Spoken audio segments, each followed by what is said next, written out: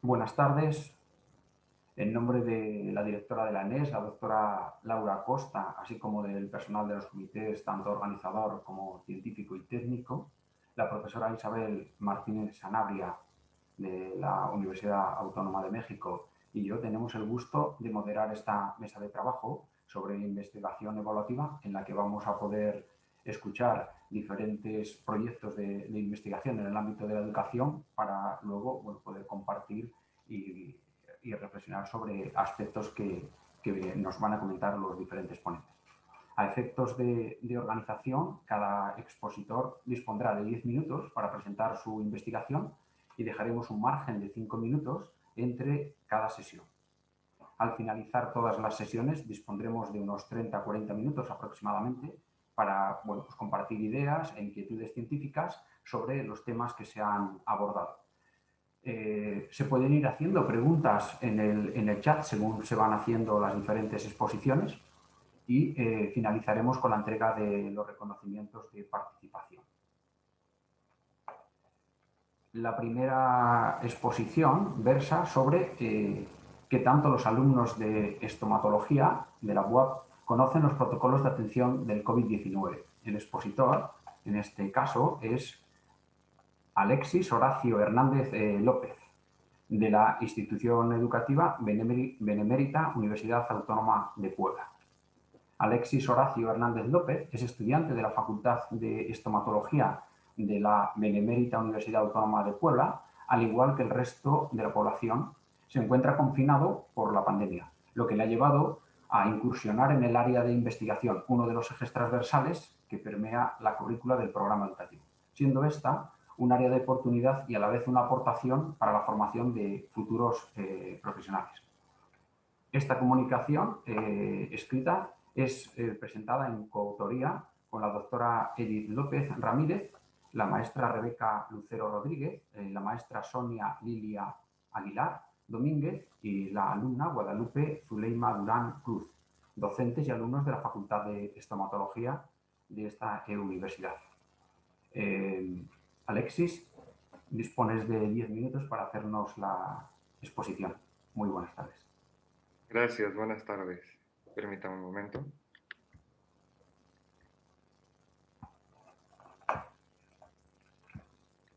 ¿Ahí ya se ve mi pantalla?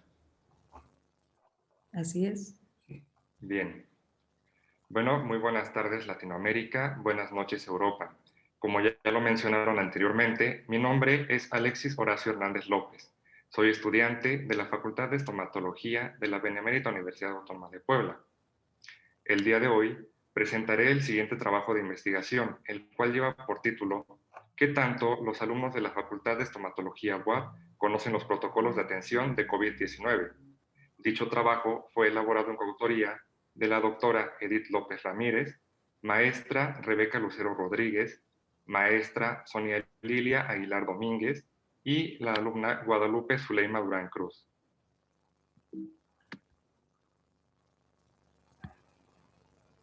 Bien, la aparición de la pandemia de COVID-19 trajo consigo un cambio de paradigmas en la atención de servicios de salud y la aparición de protocolos de atención más estrictos en la práctica estomatológica, ya que si bien anteriormente ya se seguían estos protocolos, esta vez son más estrictos debido a las condiciones de la actual pandemia. Dicho trabajo tiene por objetivo identificar qué tanto los alumnos de la Facultad de Estomatología de la UAP conocen los protocolos de atención en la pandemia de COVID-19. Para esto, se realizó un estudio observacional, descriptivo, transversal, prospectivo y prolectivo a una muestra de 246 alumnos de la Facultad de Estomatología, de segundo a noveno semestre, a través de la plataforma Google Forms. Para su posterior análisis, dichos datos fueron exportados a la plataforma de Excel.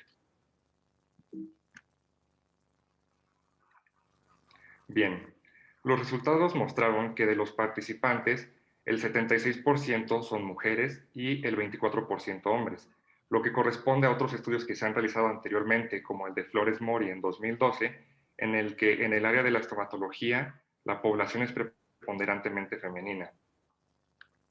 Con respecto a la participación, tuvimos una mayor respuesta por parte de los alumnos de quinto semestre, con un 28%, seguido de noveno semestre con un 24%, tercer semestre con un 22%, séptimo semestre con un 15%, octavo semestre 6%, sexto semestre 4% y segundo y cuarto semestre con un 0.5%. Con base en las preguntas, tenemos la primera que lleva por nombre: ¿qué tanto sabes de la enfermedad causada por el coronavirus SARS-CoV-2 que produce la enfermedad de COVID-19? Para esto tenemos que los alumnos reportan saber el 13% mucho, 45% bastante, el 41% más o menos y el 1% poco. Referente a la pregunta, ¿qué tanto sabes acerca de los principales signos y síntomas de esta enfermedad? Tenemos que los alumnos manifestaron saber el 30% mucho, el 54% bastante, el 15% más o menos y el 1% poco.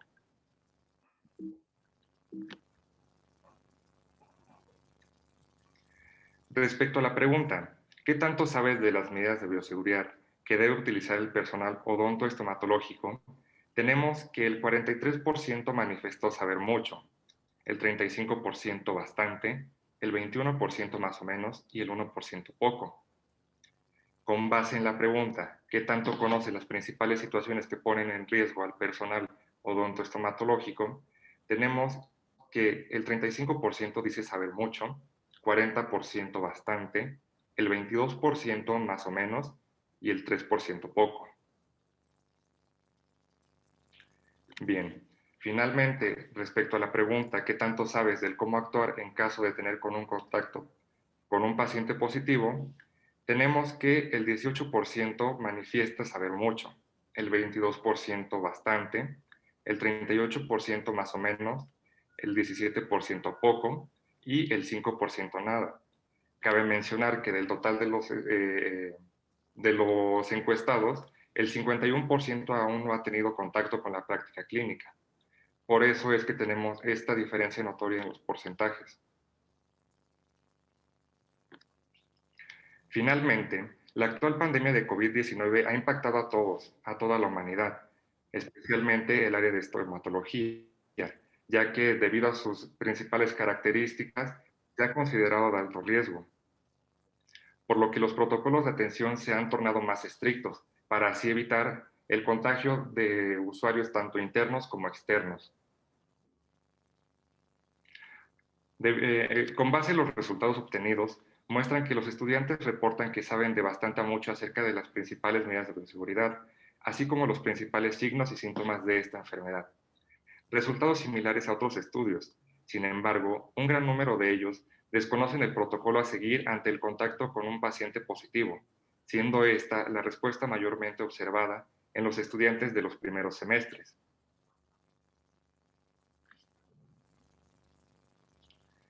Concluyo con esta frase: en medio de estos tiempos difíciles, es la buena salud y un correcto sueño lo que más podemos disfrutar. Gracias.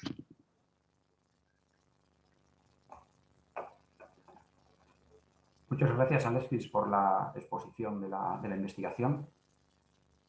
La siguiente la presentará la profesora Isabel.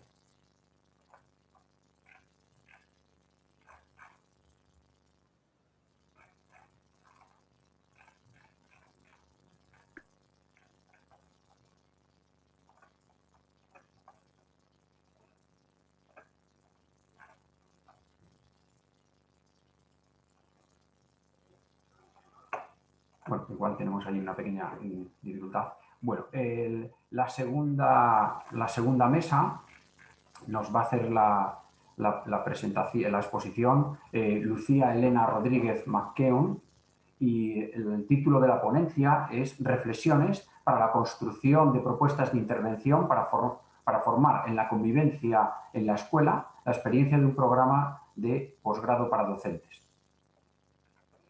Lucía Elena Rodríguez McKeown es de la Universidad Pedagógica Nacional, es docente investigadora de esta universidad, doctora en educación por la Universidad Autónoma de Morelos e integrante del SNI, responsable de la maestría en gestión de la convivencia en la escuela, violencia de derechos humanos y cultura de paz en la UPN, donde desarrolla su docencia en la línea metodológica. Entre sus líneas de generación del conocimiento destacan la problemática de la gestión de la convivencia, el desarrollo de cultura de paz y cívica y ética dentro del ámbito escolar.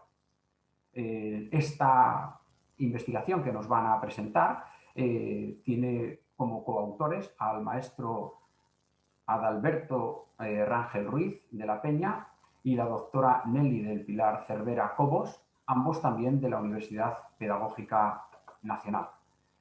Lucía, cuando quieras puedes dar paso a la exposición de tu presentación. Sí, gracias.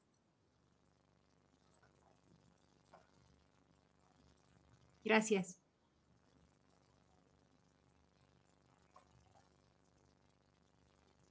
No sé, no se ve, ¿verdad? Déjenme. No, tienes que compartir la presentación. Ajá, sí, déjenme. Voy a intentar de nuevo. Muy bien. Ya. Déjenme solamente la...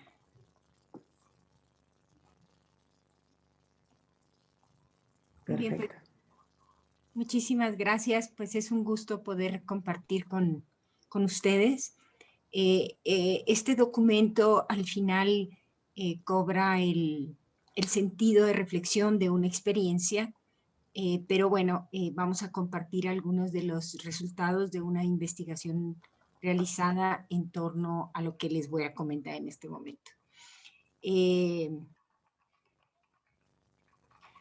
Nosotros, como se planteaba anteriormente, desarrollamos nuestro trabajo en el campo de la formación de docentes con maestros de educación básica, y nuestro campo de desafío en términos de la formación es el campo de la gestión de la convivencia en la escuela, que como sabemos pues hay una serie de dificultades que estamos atravesando en las escuelas de educación básica y que ha sido difícil encontrar los caminos para poder modificar las prácticas a través de las cuales se resuelven los problemas de convivencia en la vida cotidiana.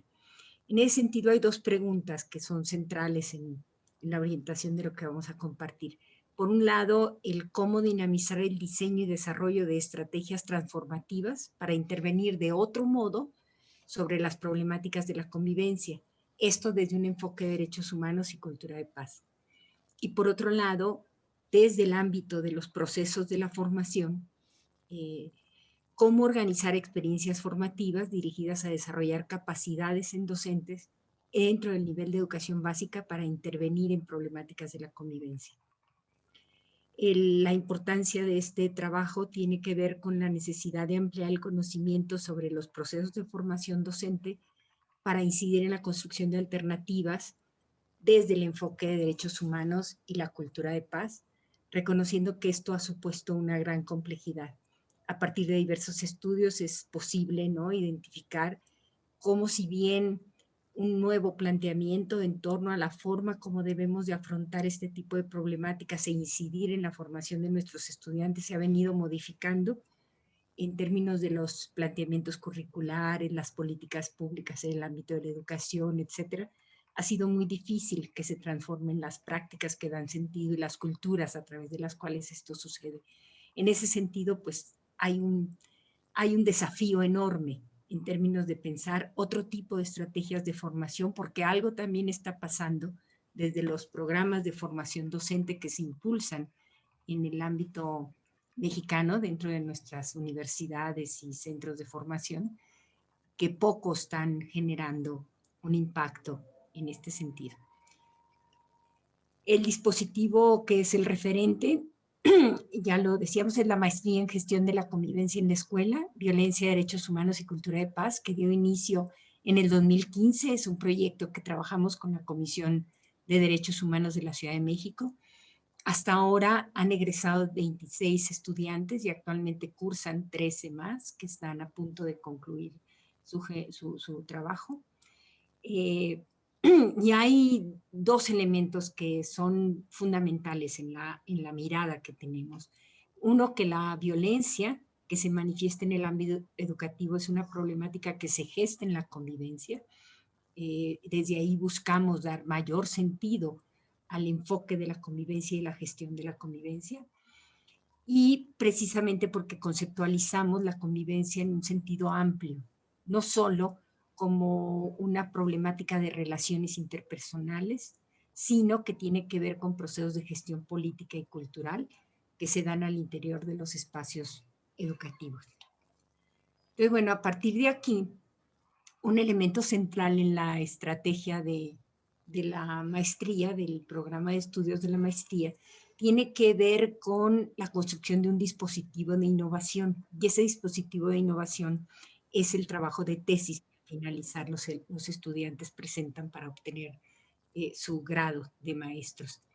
Es el eje de la estrategia formativa. El desafío es cómo lograr la articulación entre la teoría y la práctica dentro de los procesos de formación que permitan que los maestros y maestras desarrollen capacidades para poder intervenir en las situaciones prácticas en donde ellos desarrollan su quehacer de manera cotidiana. Y desde ahí entonces, en la currícula, el eje metodológico juega un papel fundamental, en donde vamos trabajando a lo largo de los 3 primeros semestres, porque en el 4º semestre ya está orientado al trabajo de construcción de la estrategia, ya de la integración de la tesis, pero se parte de un diagnóstico situado. A partir de ahí interesa mucho promover procesos de movilización al interior de la comunidad escolar para la deliberación y la sensibilización de las problemáticas que se viven en el contexto, y por otro lado el diseño colaborativo de estrategias y o líneas de acción para la innovación en distintos campos o líneas que contribuyen al afrontamiento de dichas problemáticas que son identificadas en el diagnóstico. A partir de aquí, pues bueno, encontramos que realizamos el análisis de los 26 dispositivos que hasta ahora han sido construidos por los estudiantes como egresados, y encontramos algunos elementos que vemos que fortalecen, ¿no?, la línea de trabajo inaugurada con esta maestría, en términos de que los dispositivos, amén de que están relacionados con múltiples temáticas, entre las cuales podemos identificar algunos relacionados con procesos de discriminación e integración grupal. Por otro lado, algunos relacionados con el problema del conflicto, el afrontamiento del conflicto, estrategias de comunicación no violenta y procesos socioemocionales que están implicados en estas dinámicas. Y por otro lado, ya dinámicas de participación y colaboración entre las y los estudiantes frente a las estrategias, bueno, a las formas de trabajo muy competitivas y muy individualistas que están tan internalizadas en nuestra vida social y por lo tanto escolar.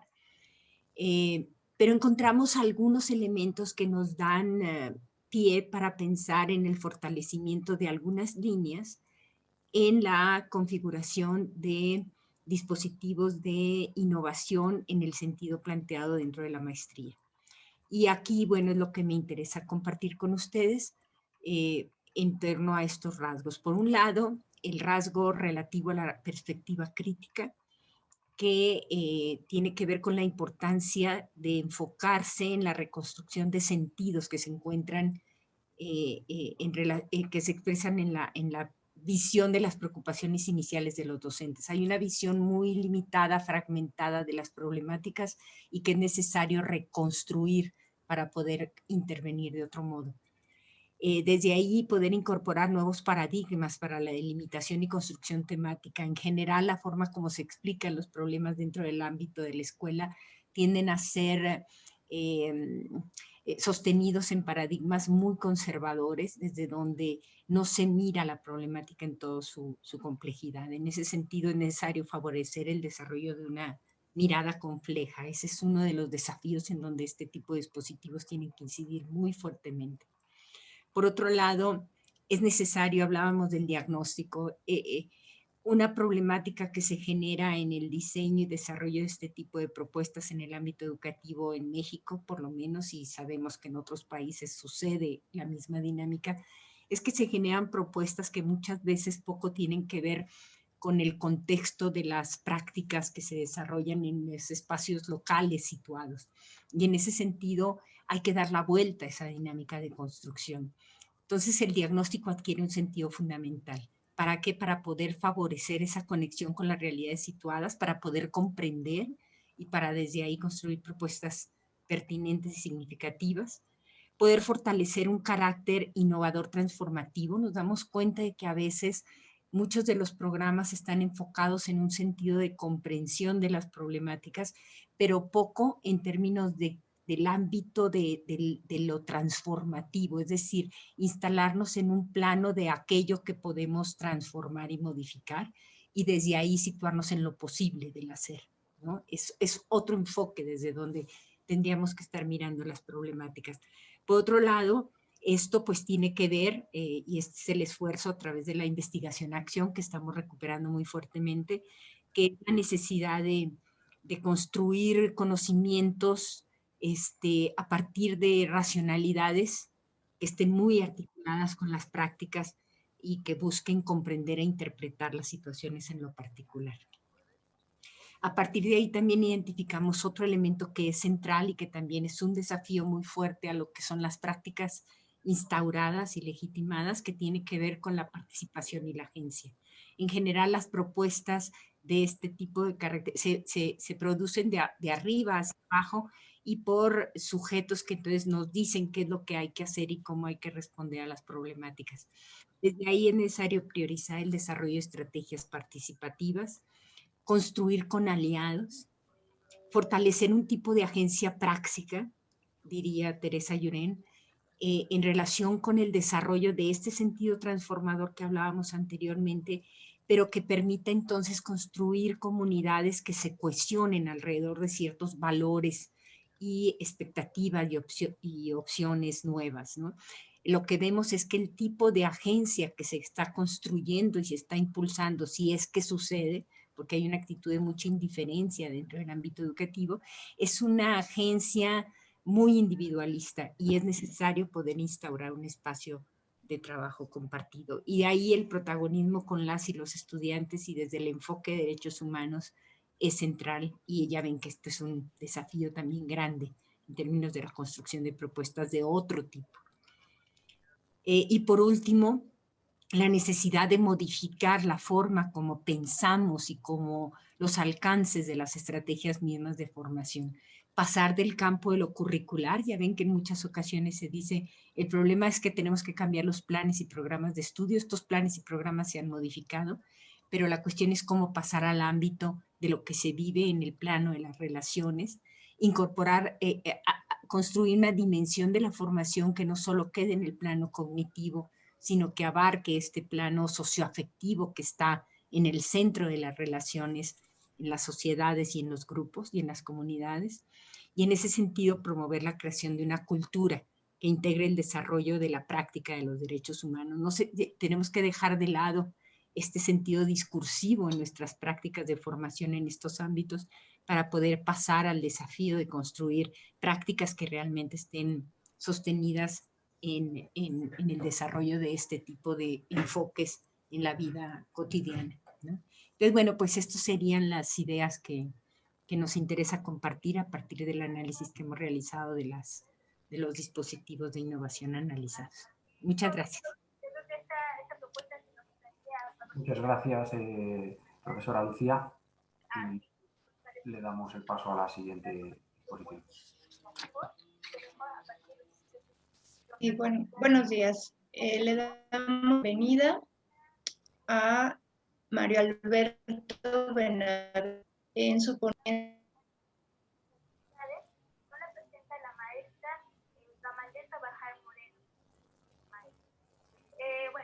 Camalesa Bajar Moreno. Buenos días. Sí, le damos la bienvenida a Mario Alberto Benavides Lara, quien nos va a platicar acerca de la desigualdad y la oportunidad, seguimiento a los retos durante la pandemia en la UNAM, en colaboración con los autores Mercedes de Agüero Servín, Abigail Manzano Patiño, Mario Benavides Lara, Melchor Sánchez Mendiola, de la Coordinación de Universidad Abierta, Innovación Educativa y Educación a Distancia de la UNAM.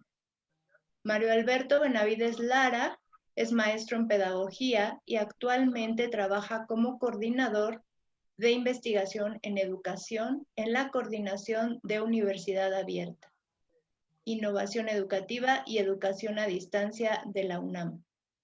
Se ha desempeñado como docente de licenciatura en Pedagogía de la Universidad Intercontinental y cuenta con experiencia de más de 15 años en instituciones como el Instituto Nacional de Bellas Artes, el Instituto Federal Electoral y el Instituto Nacional para la Evaluación de la Educación, entre otras dependencias públicas, y autor y revisor de libros de texto para editoriales como Patria, Planeta y Santillana.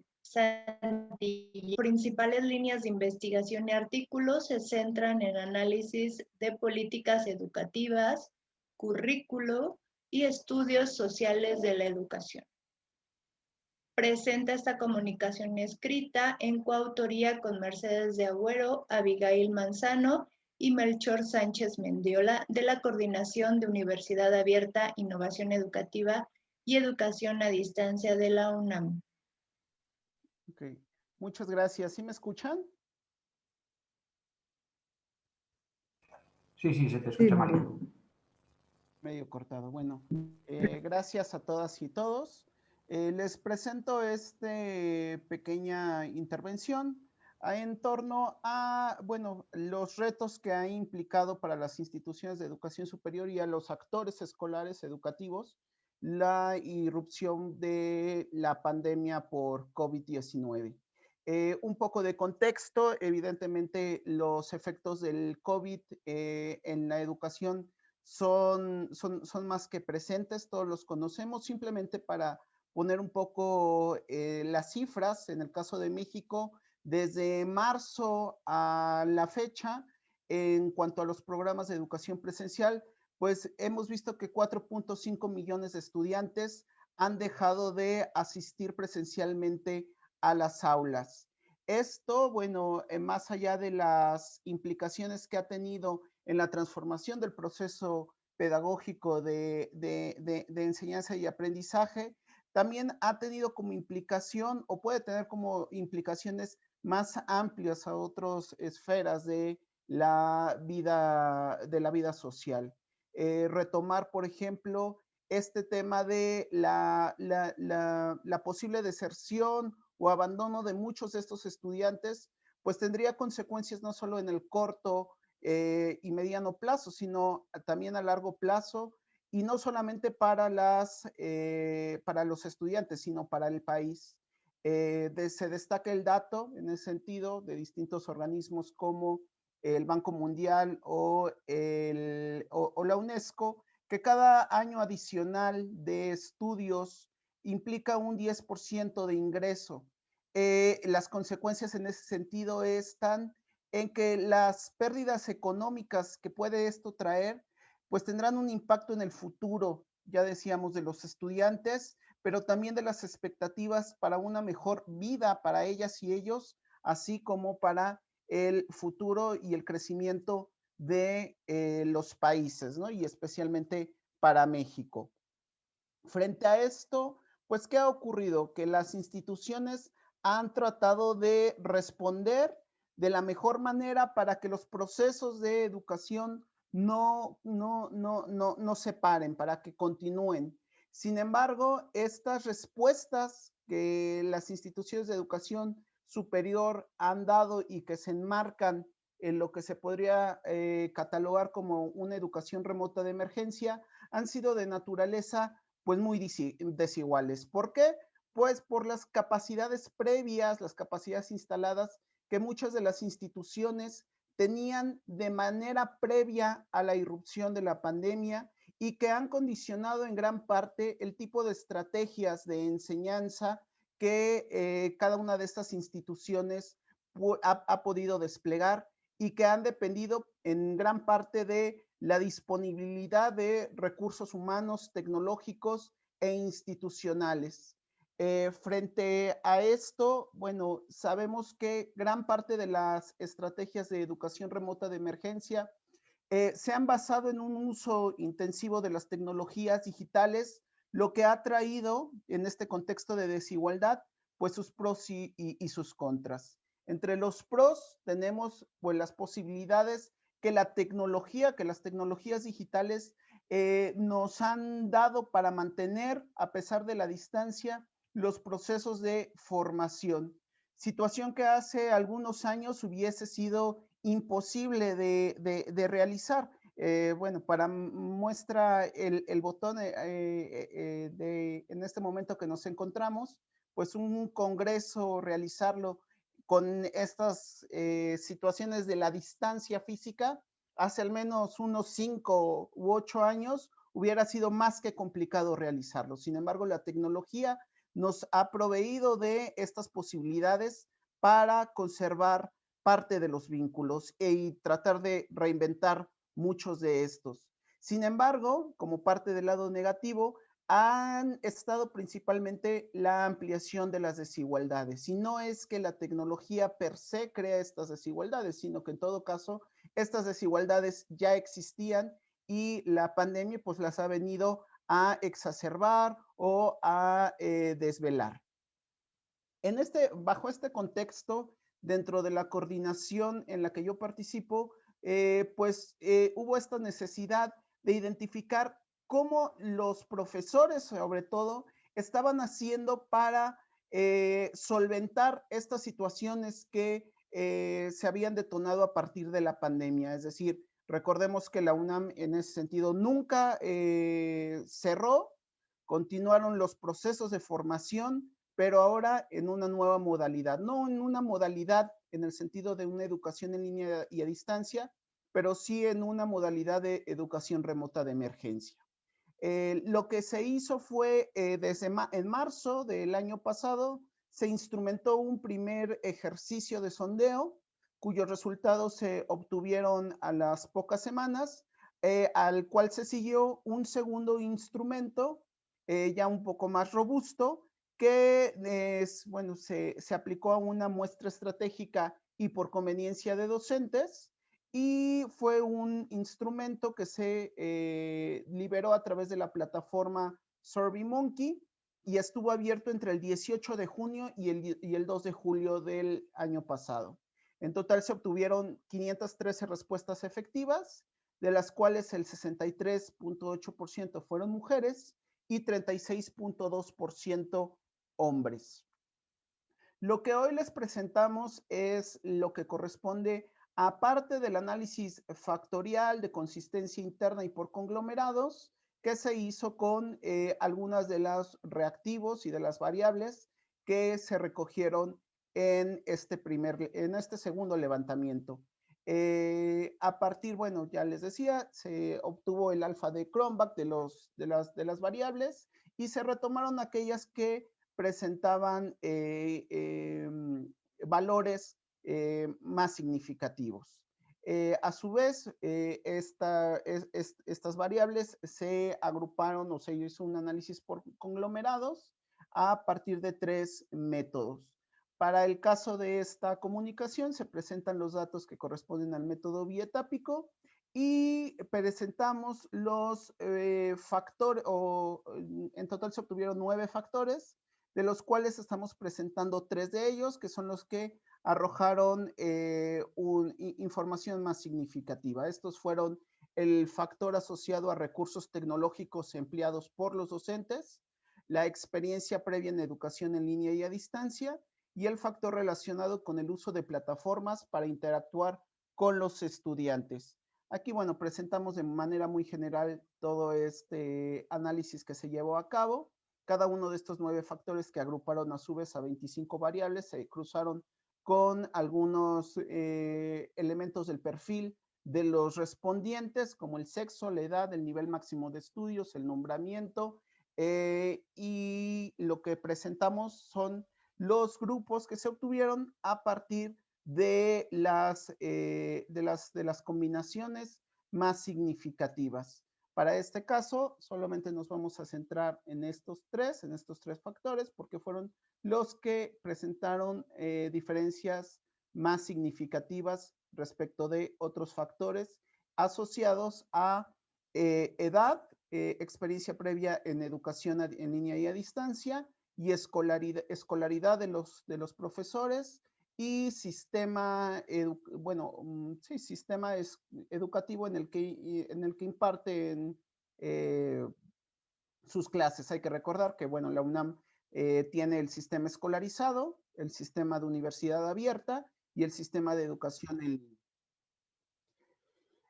Algunos resultados que se destacan de este análisis, que evidentemente no son los únicos, pero en relación con el análisis que se llevó a cabo son los que quisimos plantear aquí, es, la edad del docente como un posible factor que puede contribuir a que utilicen en mayor proporción distintos recursos digitales. Aquí encontramos que los docentes que son más jóvenes, estamos hablando también de jóvenes en relación a 40 años o menores de 50, la media de los profesores en la UNAM es de 50 años, son los que reportan haber utilizado con mayor intensidad distintos recursos digitales para trabajar en sus clases en una modalidad remota.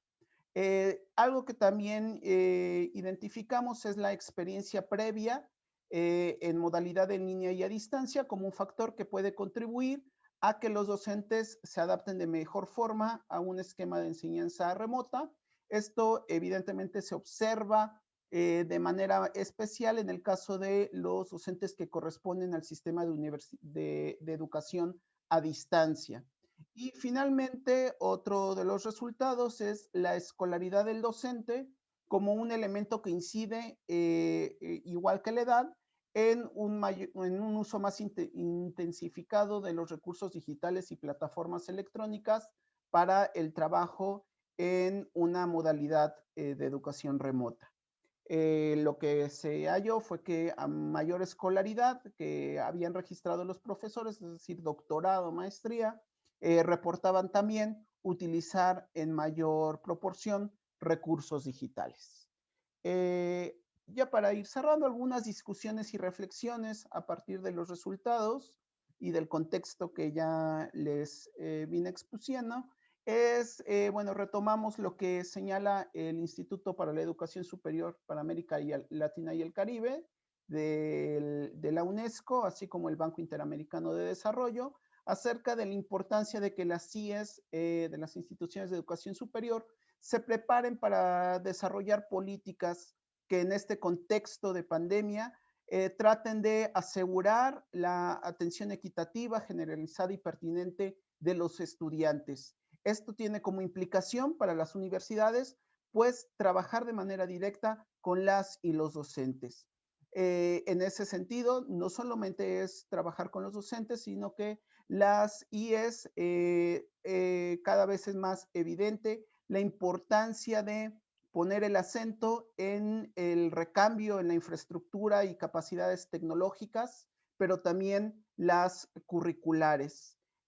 Sobre todo, en este caso, en la modalidad escolarizada, que también es una modalidad, cabe decirlo, muy tradicionalista en la forma en cómo concibe y lleva a cabo los procesos pedagógicos, y esto implica, pues, un trabajo a profundidad con los profesores, estudiantes, no solamente dotándoles de mayores recursos digitales que posibiliten su transición, sino también abriendo las puertas o las posibilidades a nuevas formas de concebir los procesos de aprendizaje que no solamente se restrinjan a los cara a cara, sino que transiten hacia lo que llamamos una intermodalidad.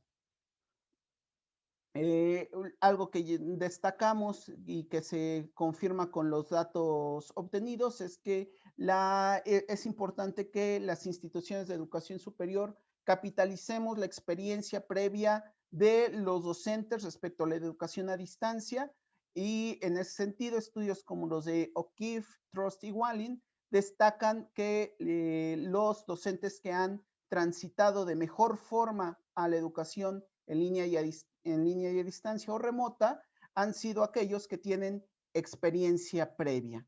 y nos referimos a experiencia previa como estudiantes, como docentes, como gestores de contenidos, de plataformas, como diseñadores, en sí todo lo que implica la educación en línea y a distancia. Y bueno, algo que no debemos olvidar y que es lo que nos convoca en este congreso es la importancia de visibilizar y atender las desigualdades de oportunidades, en este caso en el acceso a las tecnologías, ya que vemos que se ha vuelto un condicionante muy fuerte en las posibilidades que muchos de los estudiantes, de las estudiantes tienen para transitar hacia una educación remota o hacia una modalidad en línea y a distancia. En ese sentido, no debemos tampoco obviar la importancia del componente pedagógico, pero también es importante no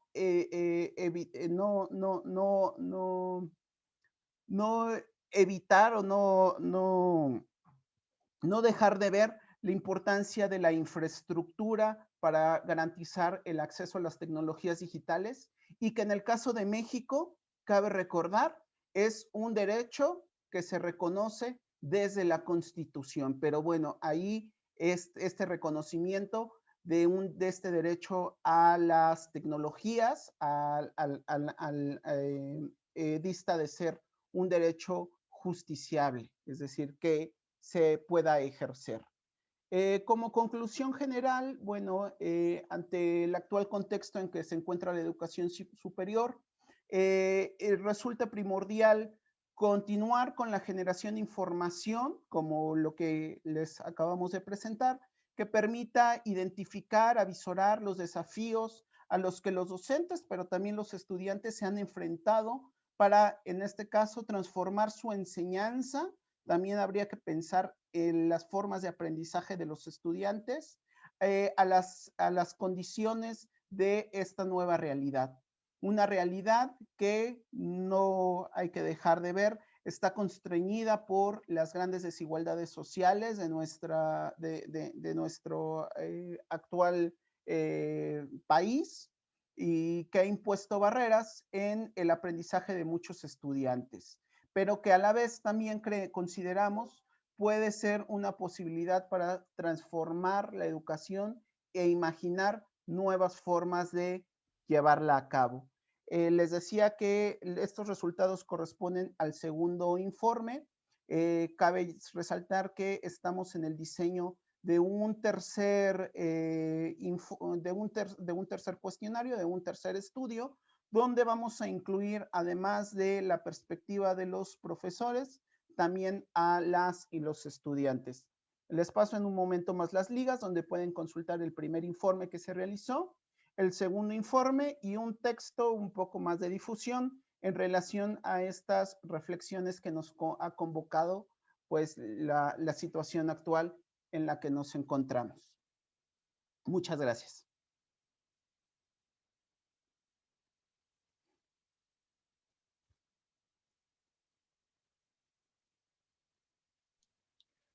Gracias, Mario Benavides.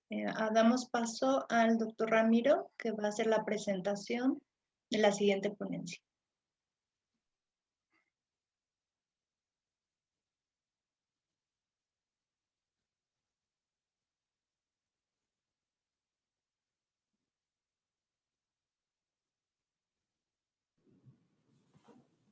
Doctor Ramiro, tiene usted su micrófono apagado.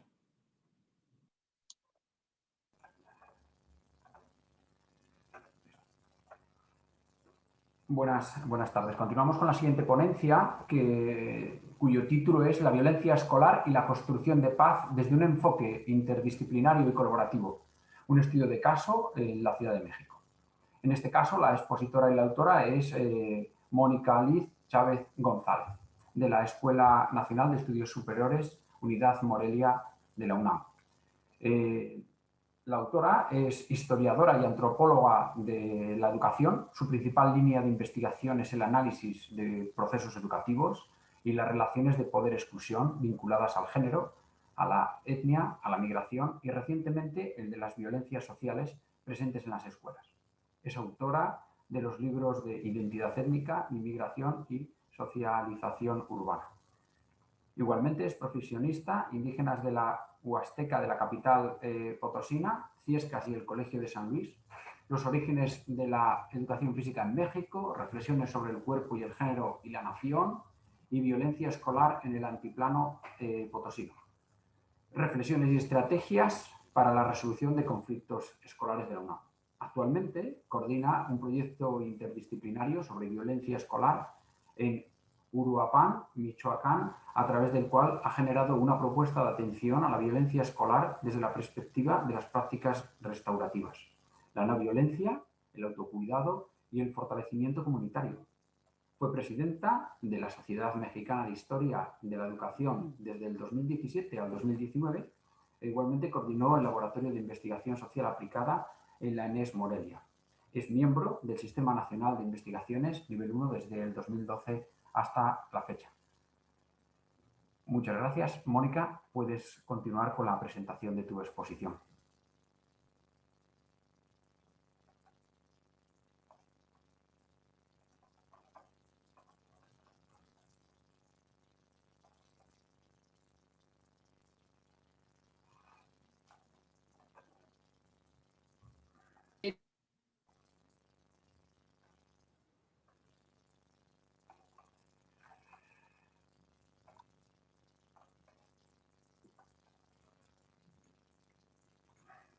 En breves momentos, el soporte técnico resolverá la pequeña incidencia.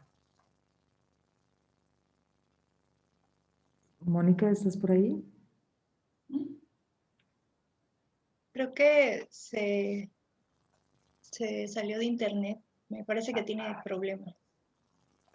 Acaba de entrar ahí, si no, no pasa nada. Damos paso a la siguiente. Sí, podríamos continuar con Rosalío. A ver, un segundito que está aquí. Soporte técnico.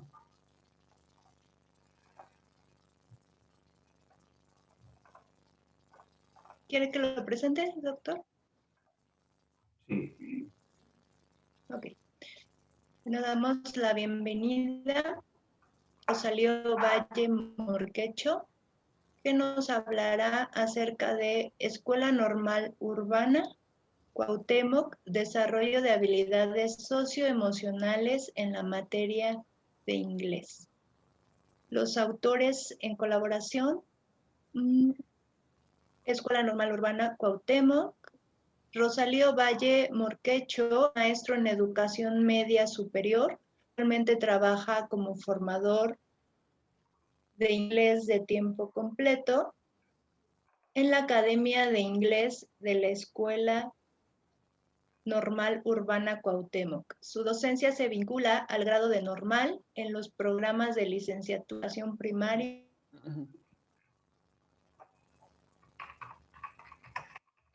años, tanto en modalidad en línea como presencial. Además, se desempeñó como subdirector académico en educación media superior y es perito tercero en materia de traducción del Tribunal de Justicia. Sus principales líneas de investigación son desarrollo de habilidades socioemocionales,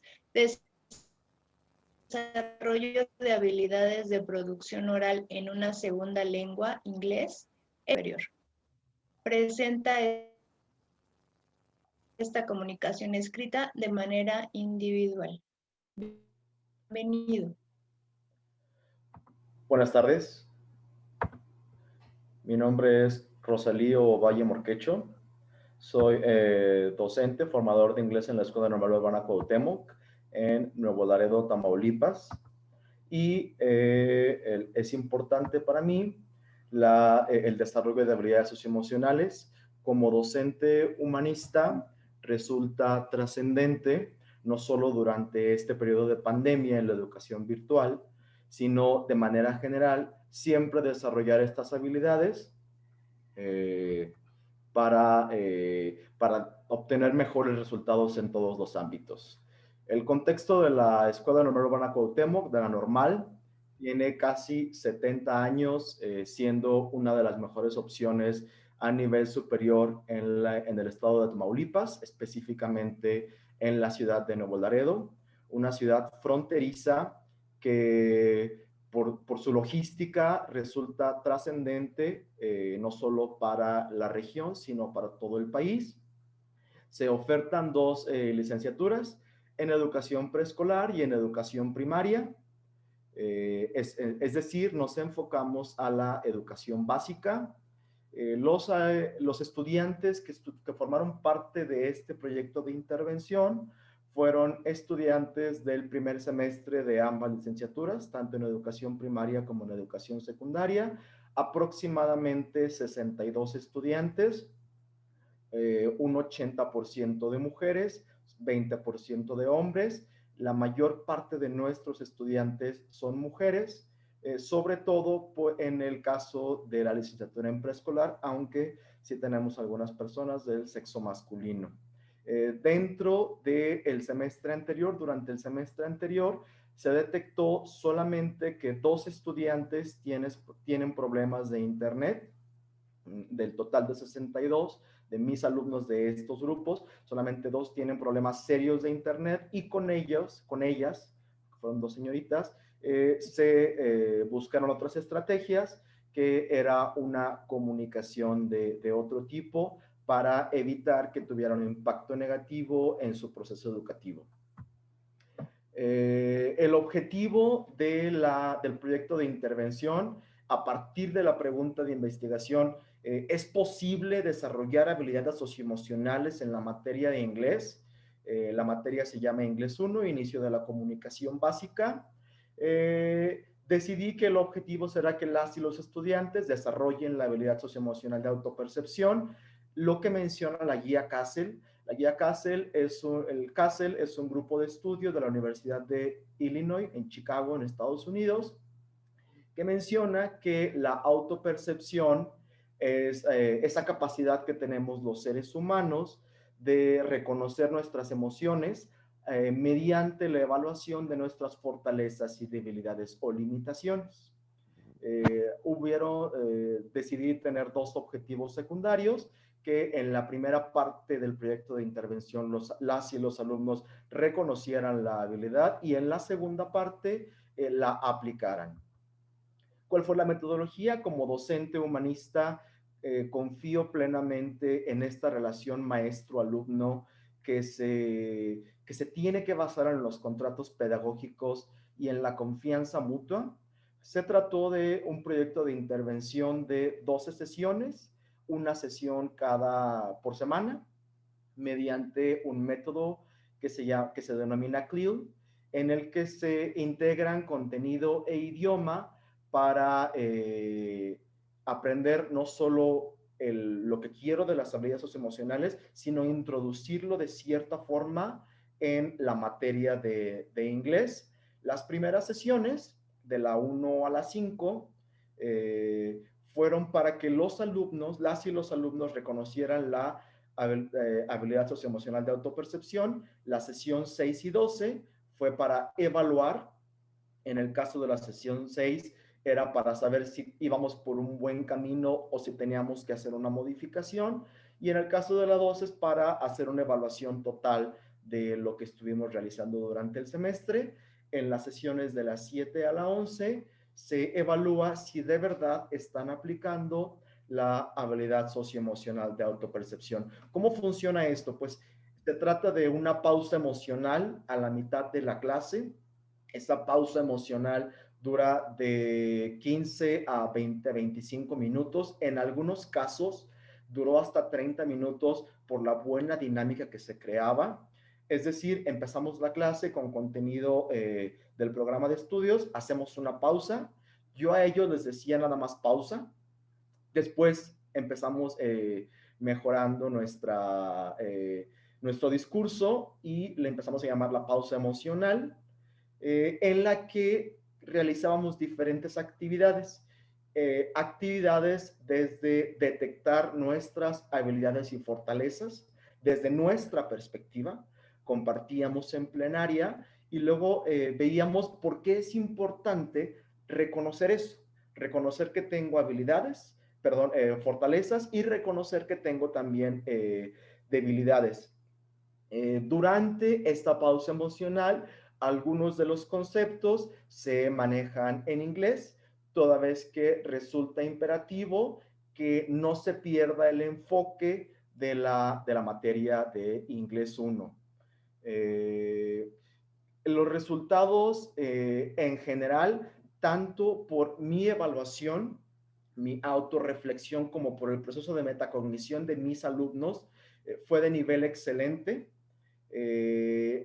Tenía un poco de miedo al principio porque era la primera vez que yo realizaba un proyecto de intervención de educación superior. Había realizado en educación preescolar, primaria, secundaria e incluso media superior, pero no en educación superior respecto de las habilidades socioemocionales. Sin embargo, los comentarios en todos los aspectos fueron realmente positivos e incluso se logró una repercusión directa en promedio de aprovechamiento de un 9.2. ¿Por qué menciono esto? Pues porque resulta que en las juntas de academia, mis participaciones sobre las y los alumnos de estos grupos eran meramente positivas y las de mis compañeros no necesariamente se enfocaban en esos aspectos. No tuve solamente una persona con reprobación que se pudo recuperar con examen extraordinario, a diferencia de mis otros compañeros que tuvieron un alto nivel de reprobación. Yo lo ataño no solo a este proyecto de intervención, sino a la buena dinámica que se creó, que es justamente lo que quiero mencionar. Algo que yo no tenía previsto dentro de mi proyecto de intervención era que este proyecto ayudara a crear una cohesión grupal y a que la clase se fuera muy fluida. Resulta que nos sirvió bastante hacer una pausa del proceso de enseñanza y de aprendizaje para después continuar. Y esa pausa nos servía como un momento de frescura, de relajación, para recordar que habíamos visto al principio de la clase y continuar con lo que teníamos que seguir al final de la misma. Cada semana noté una mejora en la calidad de los productos. Al principio los alumnos hacían las actividades en una hoja de papel. Después resultó que ellos mismos, sin que yo se los pidiera, lo hacían mucho más profesional. No era el objetivo hacer los productos profesionales, porque el objetivo es desarrollar la habilidad socioemocional de autopercepción, pero sí es importante acotar este punto. También es importante mencionar que cada grupo es diferente. Hay grupos, hubo un grupo en especial cuyo impacto resultó muy positivo. En otro grupo que tuve, el impacto fue bueno, pero no tan positivo como en el que menciono. Y hubo un tercero donde estas actividades no funcionaron del todo. Será importante siempre que desde la primera sesión en línea se logre esta dinámica entre maestro-alumno y dejar las cosas muy en claro. Para mí es muy importante con los alumnos manejar los tiempos de entrega, manejar qué es lo que voy yo esperando de ellos y justamente tener esta comunicación, esta relación que yo privilegio siempre, relación maestro-alumno. Y será imperativo, desde mi perspectiva, continuar con proyectos de intervención de este tipo en próximos semestres. En este segundo semestre, la habilidad socioemocional que pretendo desarrollar ya no es la de autopercepción, sino es la de manejo de emociones. Ya vamos a ir mejorando un poco más allá, es el autocontrol, que también lo menciona la guía CASEL. Y una sugerencia desde mi perspectiva como docente es que también se realice en otras materias, no solo del área de inglés, sino de diferentes academias. Es importante, evidentemente, el desarrollo de estas habilidades en la educación superior. A veces pensaría uno que ya están grandes, pero muchas veces siguen siendo adolescentes y hay que seguirlos conduciendo. No todos los seres humanos somos maduros a los 18, 20 años. Resultó que este proyecto de intervención fue un primer acercamiento de las y los alumnos con la normal muy positivo, y según palabras de las y los estudiantes, disfrutaban la clase, les ayudó a disfrutar la clase, y resulta que estas actividades, esta pausa emocional es un apoyo muy bueno para la educación en línea y a distancia que en la actualidad estamos viviendo. De mi parte es todo. Muchísimas gracias.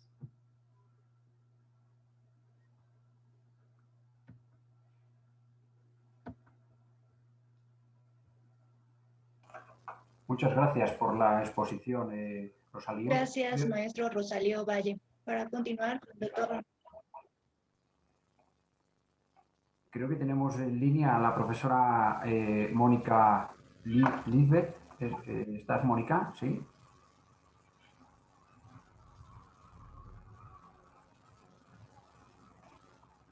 Buenas tardes, sí, aquí estoy. ¿Sí me escuchan? Sí, ahora mismo sí, Mónica. Nos van a ayudar en soporte técnico. Sí, sí. Denme un segundito, por favor. Acabo ya de mandarles la presentación. Una disculpa porque no puedo conectarme por fallas en mi internet, pero les mandé mi presentación ya por correo electrónico para que me hagan el favor de presentarla a ustedes. Y yo desde mi celular ya... Mónica, ya tenemos la presentación, no sé si lo estás viendo. Vamos a desconectar todos los micros para evitar que se solapen y poderte oír lo más limpio posible. Puedes empezar cuando consideres.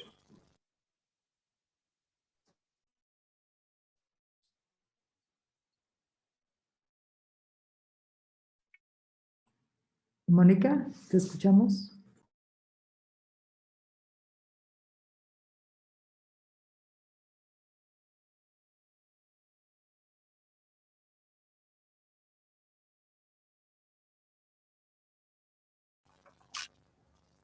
Muy bien, veo que ya está ahí la presentación.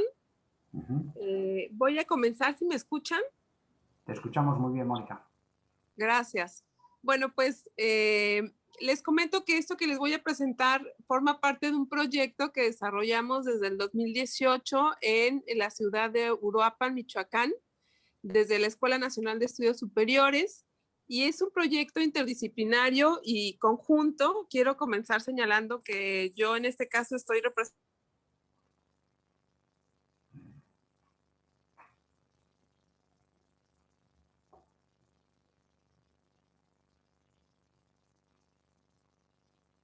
Mónica, te hemos perdido la señal.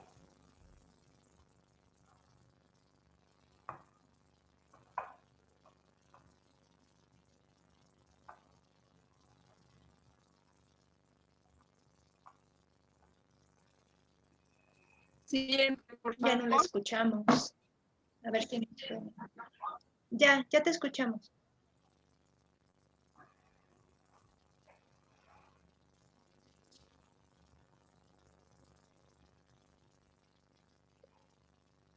¿Pueden proyectar la siguiente? ¿Sí me escuchan? Sí, ahora sí. Te estamos perdiendo. ¿Me escuchan mejor? Sí.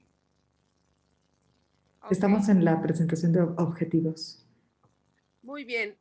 Bueno, este proyecto tuvo como objetivo fundamental generar un diagnóstico sobre las violencias escolares que se estaban desarrollando en una escuela en particular en la ciudad de Uruapan, Michoacán, y de alguna manera, a partir de este diagnóstico, generar una estrategia interdisciplinaria que pudiera atenderlo, sobre todo desde el enfoque de el fortalecimiento comunitario y la cultura de cuidados. La que sigue, por favor. Bueno, les platico rápidamente sobre el contexto de la violencia. Para los que no conocen, bueno, Uruapan es una ciudad que está muy cerca de la capital michoacana, y desde hace varias décadas pues ha sido objeto de violencia derivada del narcotráfico. No me voy a detener mucho en detalles por cuestiones de tiempo, solamente mencionar que esto que se llamó la guerra contra el narcotráfico, llevada a cabo por el presidente Felipe Calderón, tuvo un impacto muy fuerte en esta zona. Y bueno, desde entonces hasta la fecha, la violencia estructural y también la violencia derivada de narcotráfico pues ha ido incrementando en esta región. Y más ahora que la presencia de la producción de aguacates ha también generado o ha acumulado un nuevo sector competitivo en la zona. ¿La que sigue? Bueno, este proyecto, pues como ya les comenté, surgió de un enfoque interdisciplinario y de la colaboración de varias instituciones, entre ellas el Laboratorio de Estudios Sociales Aplicados. También estuvo colaborando CIPINA y también el Sistema Estatal de Seguridad Pública a través del Programa Nacional de Prevención del Delito, el PRONAPRED. Y bueno, nosotros lo pudimos operar en esta ciudad. ¿La que sigue? Rápidamente les comento que este proyecto se conformó en 3 fases. La primera, estas fases estuvieron programadas con temporalidades muy específicas, pero en realidad no terminaron de forma tan rotunda, es decir, la fase 1 seguía avanzando incluso meses después de lo considerado. Pero en la primera fase lo que nosotros hicimos fue pues justo el diagnóstico participativo con toda la comunidad escolar. En la segunda fase, a partir del diagnóstico, diseñamos una estrategia de sensibilización y de introducción a campo. Y en la tercera fase ya realizamos diferentes talleres con perspectiva para la construcción de paz y atención de la violencia, utilizando el arte y el lenguaje corporal como base del fortalecimiento comunitario. ¿La que sigue? Y bueno, les voy a mostrar pues rápidamente algunas imágenes del proyecto. Esto fue parte del diagnóstico participativo. Se hicieron marchas exploratorias con jóvenes y jóvenes de toda la secundaria, de los diferentes grados, y también con comunidad escolar. Ellos, a través de mapeos participativos, reconocieron los espacios seguros o inseguros de sus instituciones escolares, dentro y fuera también en los alrededores. Y ahí nos dimos cuenta de cómo el uso del espacio es diferenciado por grado escolar, también por género, y que hay espacios que son sumamente inseguros para ellos y especialmente para las mujeres. ¿La que sigue? Bueno, por cuestiones de tiempo voy a simplificar demasiado los hallazgos. Lo que nosotros nos encontramos es que pues había violencias cotidianas en el espacio escolar, pero no eran reconocidas como tales. Pensamos que nuestro proyecto sobre todo abonó al reconocimiento de las propias niños, niñas y jóvenes sobre esta situación, y fueron 3 las condiciones de violencia más señalados. Unas eran las peleas físicas entre los jóvenes dentro y fuera del espacio escolar, que son las que suelen tener más visibilidad incluso entre las instituciones escolares. Otra tiene que ver con el consumo de drogas que circulan al interior de la institución. Y por otro lado, la violencia de género, que es algo que también, sobre todo las mujeres, compartían con nosotros y están muy vinculada a la construcción de relaciones de noviazgo y socioafectivas en este contexto de la secundaria. ¿La que sigue? Bueno, este es un cuadro que sintetiza también mucho de los hallazgos. Por cuestiones de tiempo no me voy a detener. Lo único que quiero mencionarles es que metodológicamente tratamos de identificar cuáles eran las violencias que a nivel familiar, a nivel escolar, ¿no? De plantel, de institución, a nivel familiar y a nivel del polígono estaban afectando pues a la escuela, ¿no? Un poco con intención de generar una visión que conectara lo interno con lo externo, que no solamente simplificara esto a relaciones de bullying, sino que también nos permitiera entender la multidimensionalidad del fenómeno de la violencia y cómo está vinculado también con factores externos al espacio educativo y también a la violencia estructural. La que sigue, por favor. Finalmente nosotros obtuvimos algunos resultados a partir de todo el proceso que nosotros hicimos, que ahorita se los voy a escribir a mayor detalle. Lo que nosotros consideramos más relevante pues es que la violencia logró disminuir en un 10%, especialmente en aquellos alumnos que se sentían ignorados. También pudimos abrir, ¿no? El tema de la aceptación y de la importancia de conocer al otro como parte del fortalecimiento comunitario y del cuidado colectivo. También los alumnos tomaron más conciencia del efecto que generan la no participación o los insultos dentro del salón de clase. Y bueno, pues estos fueron algunos de los indicadores que nosotros logramos medir a través de una encuesta de entrada y de salida. La que sigue, por favor.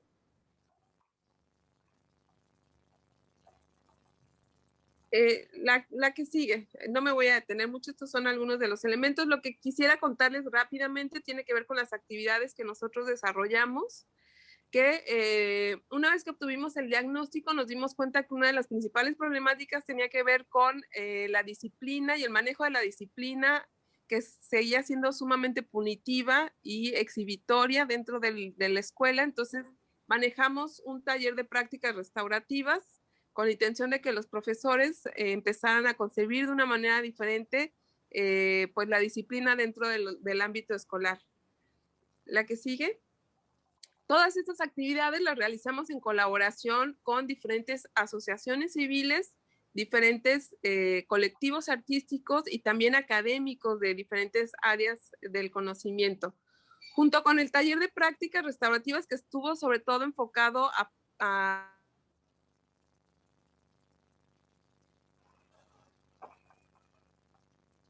también talleres de juegos cooperativos para la construcción de una cultura de paz, esto a través de la organización Educa, una asociación civil que nos apoyó también generando estas dinámicas con los estudiantes. La que sí. Y bueno, después del juego se generaban procesos de reflexión donde se ponía en el centro la importancia de la cooperación y no de la competencia entre ellos mismos. También generamos un taller de rap en donde los jóvenes a través del lenguaje de esta música pudieron conectarse con el entorno y describir también las situaciones de violencia que les aquejaban a nivel personal, a nivel de la institución, de sus relaciones y también del barrio donde ellos vivían. Obtuvimos varios fragmentos de canciones que están aquí, bueno, alguna de ellas es esta selección que hice, pero bueno, tenemos varias que muestran también el impacto que está generando. Y este taller, pues después se presentó, o los productos de este taller se presentaron en una feria que hicimos al final del taller, en donde los chavos pudieron rapear sus propias canciones como una forma también de evidenciar lo que les rodeaba. ¿La que sigue? También elaboramos un taller de cómic, gracias a colegas de artes visuales, de arte y diseño. Y bueno, con ellos también se generó una estructura narrativa que derivó en un cómic que también mostraba una situación que para ellos era muy común y ellos participaron generando también, digamos, el argumento central, los diálogos y también parte de los dibujos. La que sigue, por favor. Esta es parte del cómic que se elaboró también de manera participativa con ellos. La que sigue.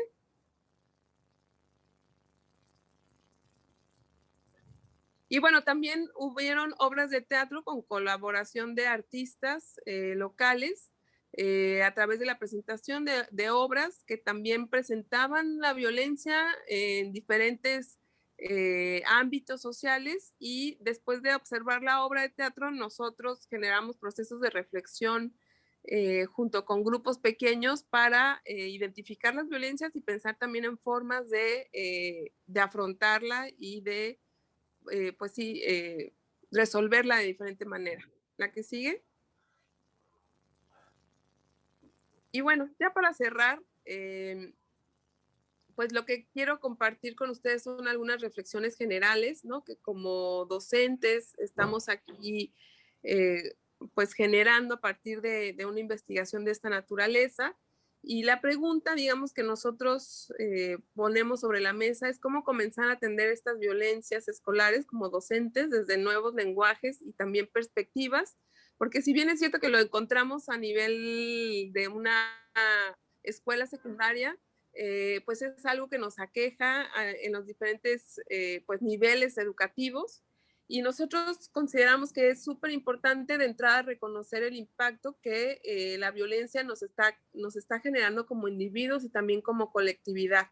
De alguna manera implica reconocernos también como sujetos activos en la construcción de paz. También reflexionar sobre el papel, ¿no?, entre los límites y las posibilidades reales de acción de las escuelas, de las propias instituciones y de los propios profesores para atender las violencias.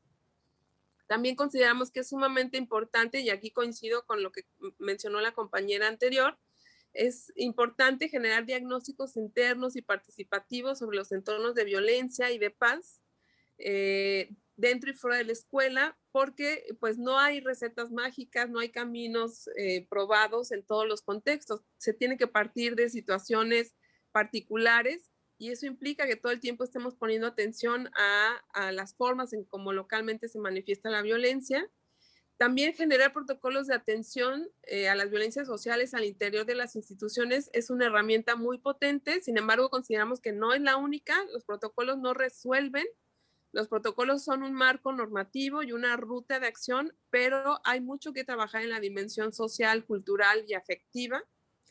También consideramos esencial construir alianzas y puentes de comunicación y de acción con diferentes instancias, gobierno, por ejemplo, y la sociedad civil. Especialmente la sociedad civil creo que ha avanzado de forma muy contundente a la atención de estas problemáticas. Y por otro lado, bueno, construir procesos de restauración comunitaria es muy importante, no silenciar las violencias, sino enunciarlas, atenderlas y generar procesos de restauración. Y bueno, finalmente, pues nosotros queremos pues avanzar, ¿no?, en lo que llamamos la construcción de una pedagogía de la esperanza y a favor de la vida. Y bueno, con esto sería todo de mi parte. Muchas gracias. Muchas gracias, Mónica.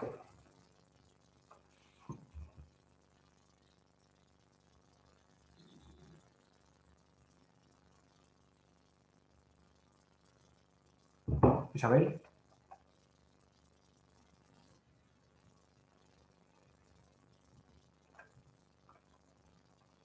La está echando. Bueno, paso yo a presentar al último ponente que nos va a enseñar el proyecto que está titulado El uso de aplicaciones computacionales para enfrentar a la pandemia del SARS-CoV-2 en la Escuela Nacional de Estudios Superiores de Juriquilla de la Universidad Nacional Autónoma de México.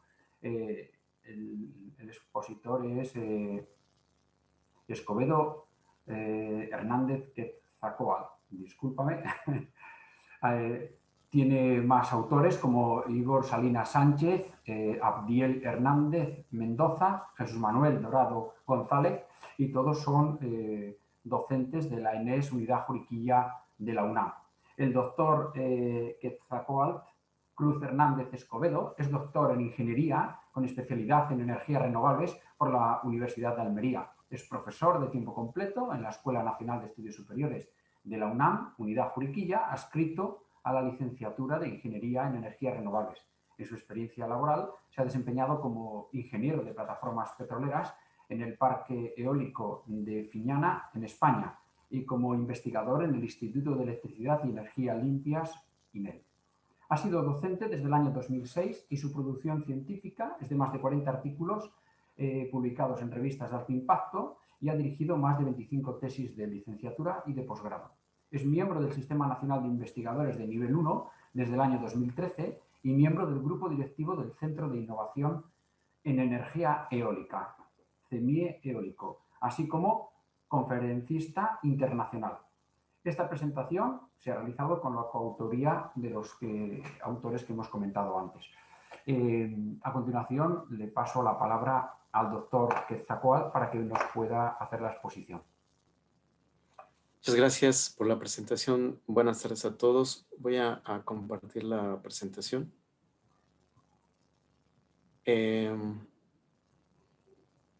Pues como ya lo dijo el doctor Ramiro, nosotros somos miembros de la Escuela Nacional de Estudios Superiores Unidad Juriquilla y bueno, como esto fue una inquietud de nosotros cuando, como a todo mundo nos pasó, de repente un día nos dicen que entramos en pandemia y que las clases se suspenden, estábamos en modo presencial, y que después de unos días, una semana, íbamos a entrar a trabajar y a dar clases vía internet, vía en línea. Entonces, a partir de este problema que a nosotros nos pareció muy bien, afortunadamente en la ENES nos capacitaron porque pues muchos de nosotros no teníamos ese contacto con las aplicaciones con las que podíamos trabajar. Nos capacitaron, fue una capacitación muy rápida, pero nos ayudó bastante a que no se perdieran clases y a que el objetivo de las materias puedan cumplir.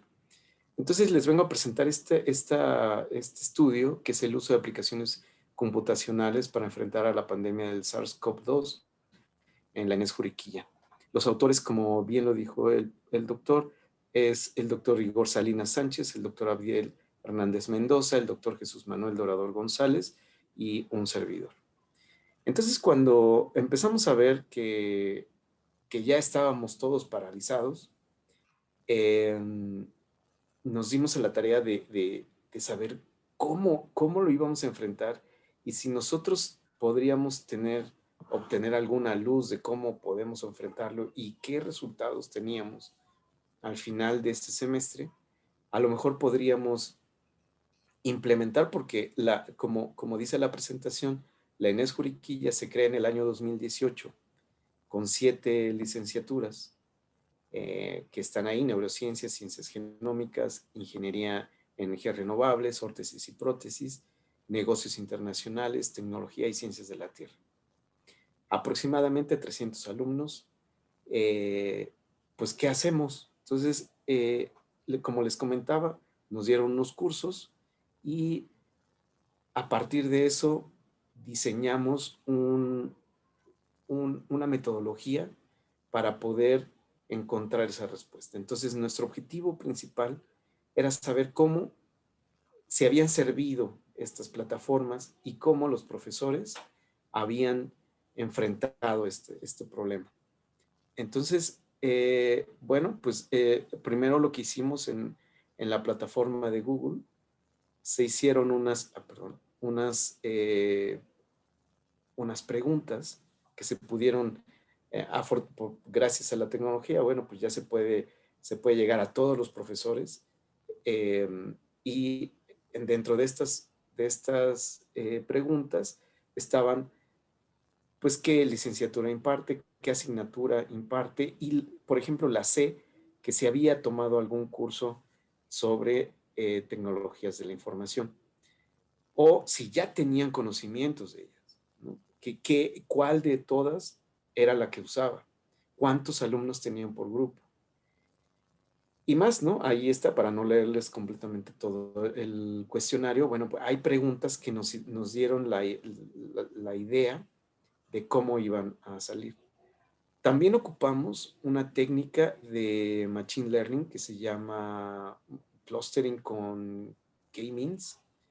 Y aquí les pongo un ejemplo, agrupa, tenemos un conjunto de datos y le da peso a cada dato por su valor medio. Entonces, este algoritmo nos va a permitir agrupar ciertas características similares entre los resultados. Entonces, ocupamos el formulario de Google y esas respuestas las interpretamos y las analizamos con este algoritmo. ¿Cuáles fueron los resultados? Fíjense bien, yo al principio les comenté que tenemos 7 licenciaturas y cómo esas licenciaturas, cómo los profesores se comparten esas licenciaturas, y para nosotros fue muy interesante porque entonces si ya los profesores comparten las licenciaturas, si aplicaban bien y qué software, pues entonces habría más resultados positivos. Entonces encontramos que la licenciatura de tecnología comparte con 6 de las 7 licenciaturas, comparte profesores con 6 de las 7 licenciaturas. Es decir, si nosotros pudiéramos llamar a los profesores de tecnología, sabríamos que sus conocimientos y la aplicación lo estarían compartiendo con las demás licenciaturas. Después vimos que por medio del formulario, vimos que la aplicación que más se ocupó en cada una de las diferentes licenciaturas fue Zoom. Pero Zoom, como es la mayoría de todo, o sea, no permite ver qué otras plataformas son utilizadas. Decidimos quitar a Zoom y ver qué plataformas después de Zoom eran las que más se ocupaban. Y entonces encontramos que por licenciatura, por ejemplo, ocupaban Moodle y ocuparon la segunda Blackboard. ¿Esto qué significa? Nosotros, si vamos a la QUAYED de la UNAM, que es la plataforma para donde están concentradas las aplicaciones que utilizamos, que son de paga, podemos ver que la inversión que hace la UNAM para poder impartir nuestras clases da resultado. Entonces sí tenemos que, gracias a que se invierte en ese tipo de tecnologías, nosotros podemos distribuir nuestro conocimiento o impartir nuestro conocimiento a los alumnos. Entonces sí nos dio mucho gusto ver esto y ver esta estadística, porque pues nos dimos cuenta que el 100% de profesores utiliza plataformas para transmitir sus clases. Lo hacen con diferentes plataformas, pero el 100% de los profesores de la ENES Juriquilla da clases en línea. O sea, no hay ninguno que no dé clase en línea. La mayoría de los que dan clases lo hacen a través de Zoom, y si no, lo hacen o conjunto con Moodle y con Blackboard. Algunos utilizan Facebook, algunos otros utilizan el correo electrónico, Classroom, diferentes, ¿no? Hay grupos de alumnos que prefieren Classroom a Moodle por la facilidad del correo electrónico, porque la mayoría tiene correo electrónico Gmail, entonces asocian el Classroom, que es una plataforma o una aplicación de Google, a su correo electrónico, y eso los hace más eficiente. Pero siguen utilizando las otras, por ejemplo, las combinan con Zoom o con Blackboard o con cualquiera de las que pueden transmitir en vivo la clase. También encontramos que después de que los profesores se capacitaron, hubo 26 profesores que empezaron a ocupar ya las plataformas. Antes de cuando les platiqué que nos dieron los cursos en la ENES Juriquilla, como les decía, muchos no teníamos la idea de cómo se utilizaban. Entonces, fueron 22 profesores los que no conocíamos acerca de alguna plataforma como Zoom o Blackboard, Moodle. Después de esos, de haber impartir esos cursos, 26, o sea, se agregaron 4 más de los profesores, empezaron a utilizar plataformas ya para dar su clase. Entonces, sirvieron esos cursos, ¿no? Pudimos obtener información valiosa. Bueno, para terminar, en abril del 2019, según la UNESCO, ya había 190 millones de universitarios tomando clases en casa o en Internet. Eso solamente universitarios, no hablemos de educación básica o media básica. 190 millones de estudiantes. Significa que un número, pues no igual, pero sí alto, de profesores estábamos dando clases en línea a nivel mundial.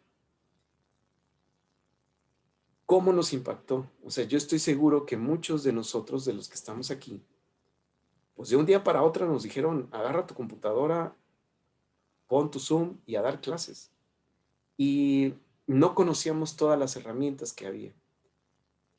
Este trabajo nos ayuda a entender que, en primer lugar, las tecnologías sirven para transmitir el conocimiento. Nos pudieron también dar la asistencia de los alumnos. Y en eso, esto está ligado a la conectividad que ellos tienen. Y la asistencia de los alumnos fue entre el 80 y 100%. Es decir, estos alumnos de la ENES Juriquilla tienen conectividad entre el 80 y 100%, que es muy alto en comparación con otras universidades. Entonces tenemos que aprovecharlo. También, por ejemplo, encontramos que los alumnos se sienten a gusto. Si la clase dura 2 horas, se sienten a gusto la primera hora. A partir de la hora 1, un minuto, empiezan a cansarse, empiezan a aburrirse, y a la hora y media, a las 2 horas ya no pusieron atención. Entonces también propusimos en el trabajo ya extenso que las clases fueran entre 1 hora y 1 hora 15, porque encontramos eso en los alumnos. Y como les decía, bueno, en este estudio, los profesores de la licenciatura en tecnología pues son los que más comparten clases con las demás licenciaturas.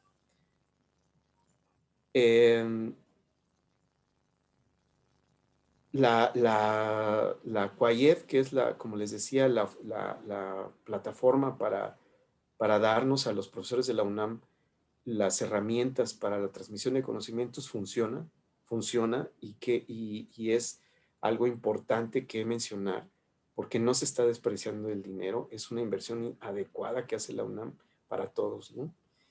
Y bueno, ahí termina mi participación, pero quisiera yo decir que esta investigación se hizo bajo el PAPIME, que es un proyecto interior de la UNAM, que está coordinada por el doctor Abdiel Hernández Mendoza, y su título es La enseñanza de los negocios internacionales en el marco del capitalismo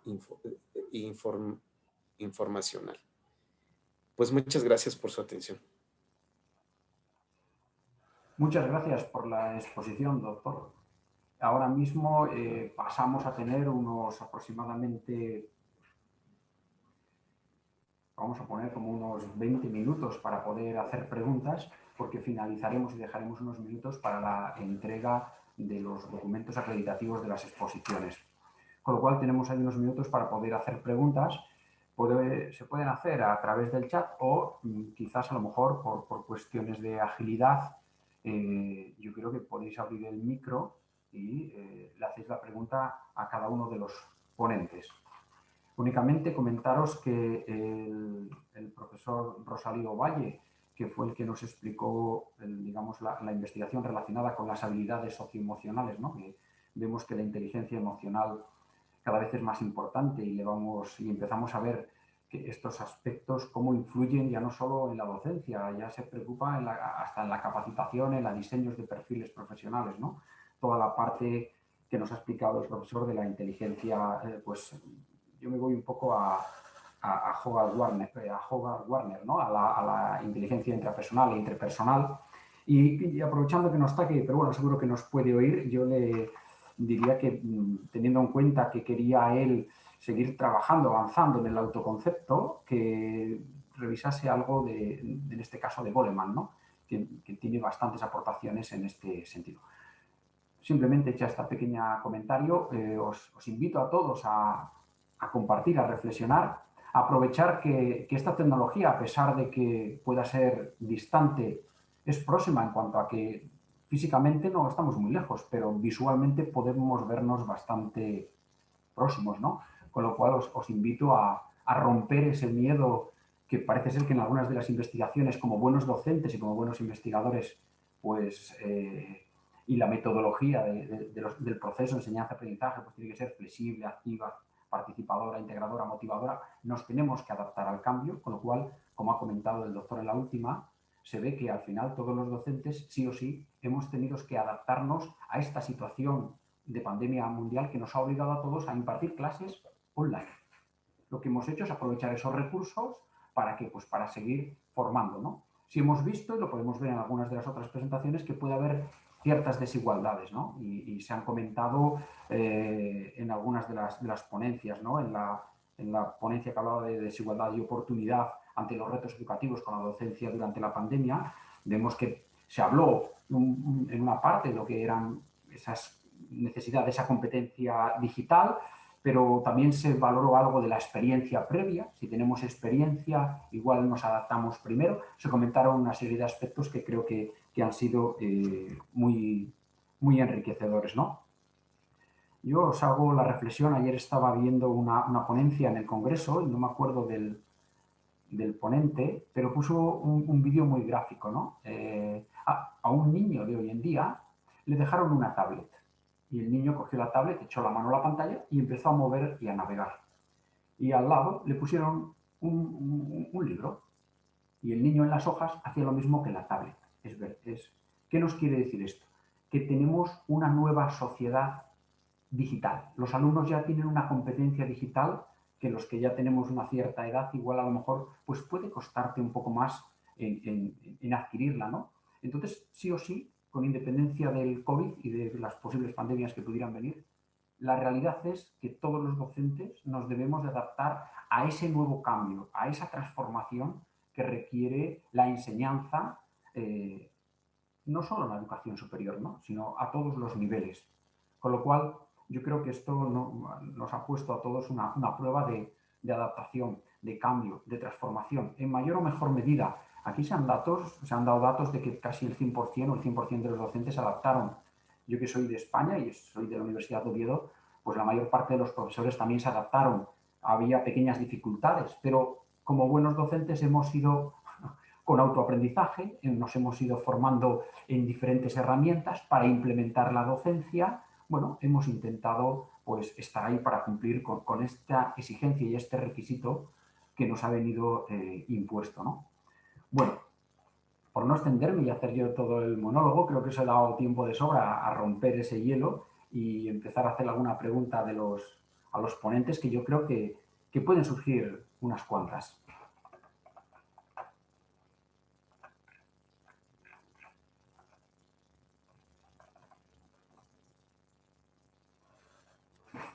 Pues ahorita en el chat todavía no tenemos ninguna, pero yo quiero recalcar la importancia de los estudios socioafectivos en el caso también de la detección de violencia de género, y como lo mencionaron en los estudios, pues desafortunadamente son situaciones que viven los estudiantes y que les impide lograr ese aprendizaje significativo que pudieran lograr en otras poblaciones. Entonces, la reflexión que nos queda mucho a los docentes también es ser empáticos con los estudiantes y darnos cuenta que el entorno en el que viven, emocional, psicológico, familiar incluso, pues es determinante muchas veces para que ellos puedan culminar sus estudios y sobre todo para lograr ese aprendizaje que los va a diferenciar. Entonces, pues sí, es sin duda una mesa que ha tenido un poco de tecnología, un poco de investigación en el sentido social y afectiva de los estudiantes, y creo que sí pueden salir bastantes preguntas que puedan enriquecer este espacio. Bueno, nos intercambiamos, Elizabeth.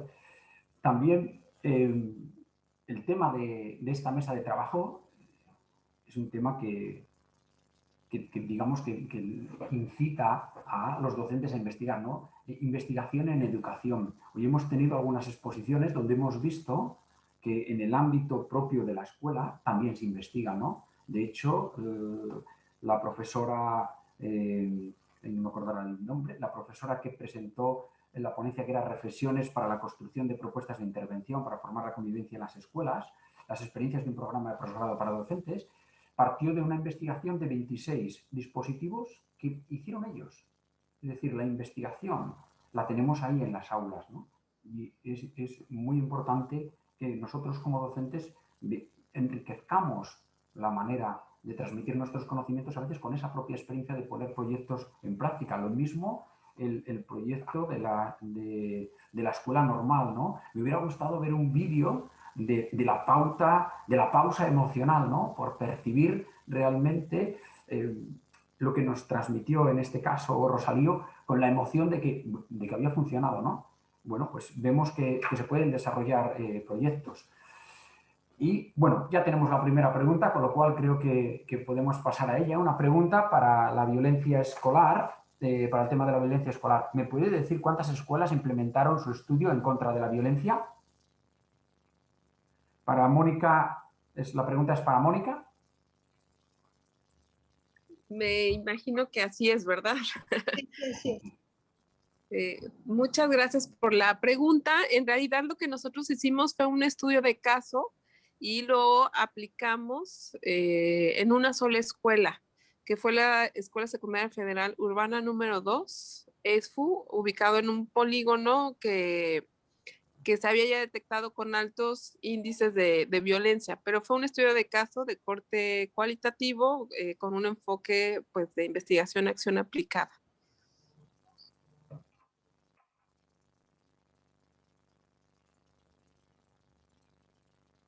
Una pregunta, Mónica.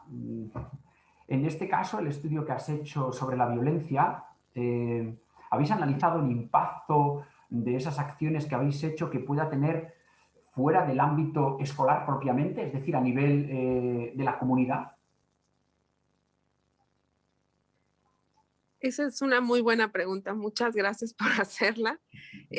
No logramos, digamos, generar este análisis de impacto fuera del ámbito escolar. No nos resultó complicado hacerlo. La verdad es que también llegó la pandemia y con esto a nosotros nos detuvo, aunque ya habíamos hecho un trabajo de campo los años previos. Con la llegada de la pandemia tuvimos que suspender el proceso de investigación y sí nos dimos cuenta que fuera del ámbito escolar, especialmente con los padres, fue complicado el trabajo. Y bueno, también lo que sí hicimos fue detectar los espacios que afuera estaban afectando la dinámica y estaban intensificando la violencia, pero no logramos hacer esta medición de impacto fuera del espacio. Yo creo que es algo que tenemos pendiente. Ajá. Tenemos otra pregunta, Mónica, así que no te nos vayas. Dice, muchas felicidades a todos los participantes. Me gustaría saber si la investigación sobre la convivencia incluye estudios multiculturales y de pluralismo en las comunidades que no comparten una forma de vida urbana. Doctor Ernesto González, ¿quiere abrir su micrófono para...? Mónica, perdona, Elizabeth, Mónica, le comenté ahora una pregunta que nos hacían, se nos ha ido Mónica. Aquí estoy todavía. Mónica, mira, nos acaban de hacer una pregunta al hilo de lo que estábamos comentando, en el que hay un participante que dice que le gustaría saber si la investigación sobre la convivencia incluye estudios multiculturales y de pluralismo en las comunidades que no comparten una forma de vida urbana. Me parece que también es un enfoque sumamente interesante. En este caso nosotros no lo aplicamos como tal por el contexto específico en el cual nosotros nos ubicamos, que sea un entorno urbano, mestizo, en una zona marginada, pero me parece que para abordar este tipo de situaciones en entornos pues rurales o incluso multiétnicos, pues el enfoque de la multiculturalidad, de la interculturalidad y sobre todo del racismo, me parece, son fundamentales, ¿no? Una de las principales formas en las que la violencia se hace manifiesta, incluso en los entornos mestizos, tiene que ver con la racialización de los sujetos que fenotípicamente son diferentes. Nosotros encontrábamos muchísimas burlas hacia composiciones fenotípicas que eran diferentes y que se asociaban con lo indígena o con lo pobre, ¿no? Que tenía que ver con estructuras de chicos o chicas que son de estatura baja, que tienen ciertos rasgos físicos, que tienen ciertas tonalidades de piel. Y lo que sí nos encontramos fue una fuerte discriminación racial y también pues de clase en estos contextos junto con la de género. Entonces, y me parece sobre todo que si partimos de la idea de que la violencia escolar implica un tipo de relación social, ¿no? Que surge la interacción y que además parte de formas de entendimiento, de lógicas muy diversas, es decir, que hay un enfoque cultural detrás del entendimiento y del ejercicio de la violencia, pues me parece que estos enfoques son sumamente pertinentes, ¿no? Entonces, coincido en la necesidad de aplicarlos. Muchas gracias por la explicación, Mónica. ¿Alguna pregunta más? Yo quisiera en lo personal aprovechar esta oportunidad para preguntar acerca de la primera ponencia. Alexis, no sé si estás por ahí. Aquí estoy. Ok, me llama mucho la atención el estudio, dado que acá en la Ciudad de México, en la Facultad de Odontología, también se han echado a andar varios programas para que los estudiantes de odontología puedan conocer estas nuevas modificaciones que se tienen que hacer en los protocolos de bioseguridad para evitar las infecciones por la COVID-19. ¿Qué piensas que podrían implementar las instituciones de educación superior para que sus nuevas generaciones puedan tener ya más claro estos protocolos de bioseguridad, no nada más para evitar infecciones por SARS-CoV-2, sino en general para tener un mejor manejo del control de infección? De acuerdo. Bueno, como anteriormente ya lo mencionamos, ya se tenían estos protocolos de bioseguridad, ¿no? Lo que es el uso del cubrebocas, el gorro, bata de bioseguridad. Lo que pasa ahora es que siempre hemos catalogado a los pacientes como potencialmente contagiosos. Ahora tenemos que hacer más énfasis y es inculcarlos desde el inicio de la carrera, crearles una cultura en la que se les esté impartiendo, se les esté diciendo siempre y recordando el uso de las medidas y los protocolos de bioseguridad. Por eso pienso que sería importante que, pues sí, no por el hecho de que estén apenas iniciando la carrera, no se les haga saber esto, no se les haga notar.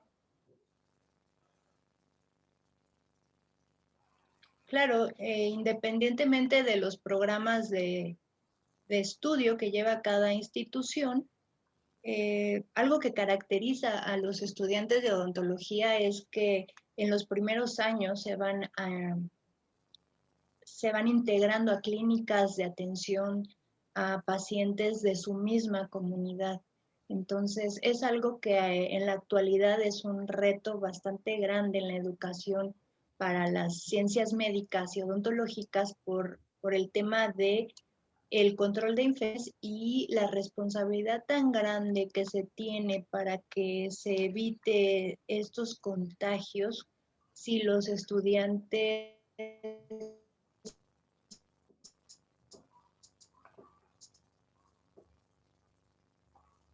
muy específica porque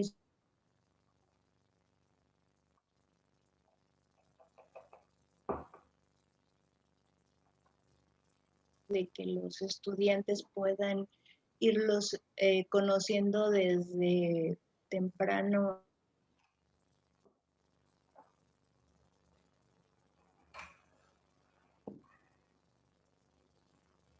Doctor Martis, es un gusto.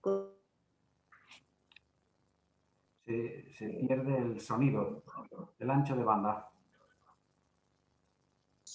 Isabel, no te Estoy oigo teniendo bien. problemas con el internet. Sí. Bueno, Alexis, yo también, ya que has sido el último y por tiempo vamos a tener que ir Hay un cerrando. saludo de Mariana, al contar, internet. Isabel, no tuvimos ahora, Isabel se quedó.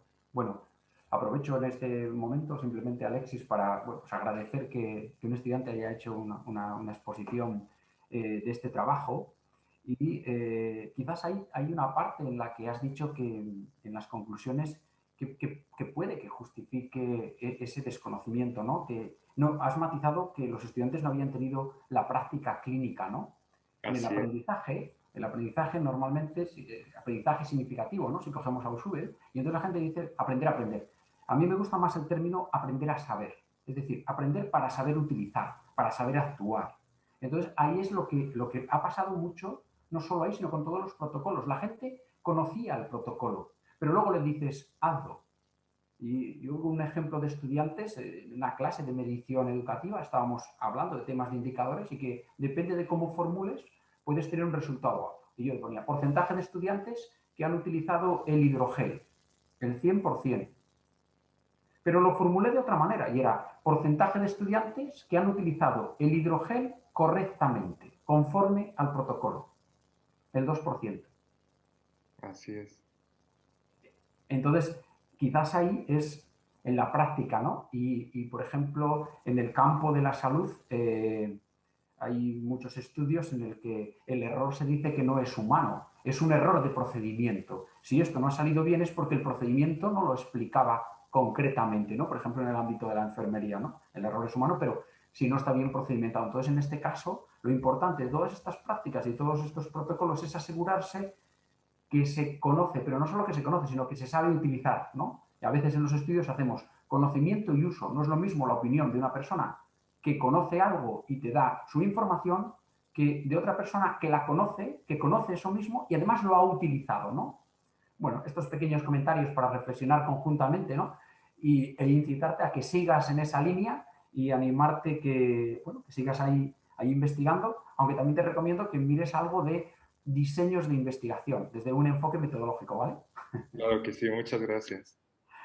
Isabel, si te parece bien, estamos de tiempo casi al límite, pero bueno, hemos cogido una nueva presentación que tampoco estaba y podemos dar por concluida, si no hay ninguna pregunta más de ninguno de los asistentes, y pasamos a continuación a hacer la entrega virtual de los reconocimientos de participación.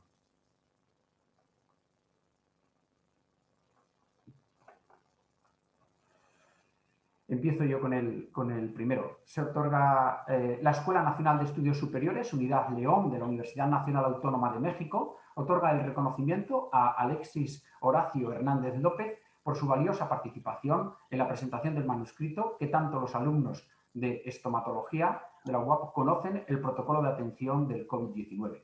En las mesas de trabajo del Congreso Virtual Internacional de Innovación y Equidad Educativa, una visión integradora desde los institutos de educación superior, celebrado del 17 al 19 de febrero. Atentamente por la doctora Laura Acosta Torres. Enhorabuena, Alexis. Muchas gracias. Felicidades. Gracias. El siguiente, la Escuela Nacional de Estudios Superiores, Unidad León de Universidad Nacional Autónoma de México, otorga el presente reconocimiento a Lucía Elena Rodríguez Maqueón por su valiosa participación en la presentación del manuscrito Reflexiones para la construcción para formar en la convivencia para docentes. En las mesas de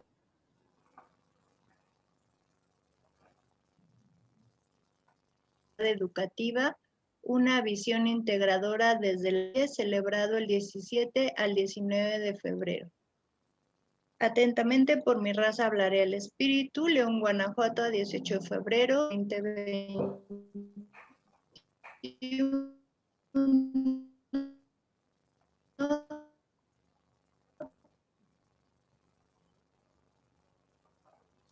Muchísimas gracias.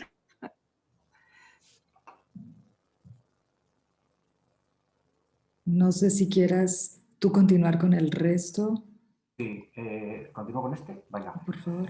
La Escuela Nacional de Estudios Superiores Unidad León de la Universidad Nacional Autónoma de México otorga el presente reconocimiento a Mario Alberto Benavides Lara por su valiosa participación en la presentación del manuscrito Entre la desigualdad y la oportunidad, seguimiento de los retos educativos para la docencia durante la pandemia en la UNAM, en la mesa de trabajo del Congreso Virtual Internacional de Innovación y Equidad Educativa, una visión integradora desde los institutos de enseñanza superior. Celebrado el del 17 al 19 de febrero. Atentamente, por mi raza hablará el espíritu. León, Guanajuato, 18 de febrero de 2021, por la doctora Laura Susana Costa Torres, que es la directora. Muchas gracias. Enhorabuena. Gracias. Isabel, ¿puedes...?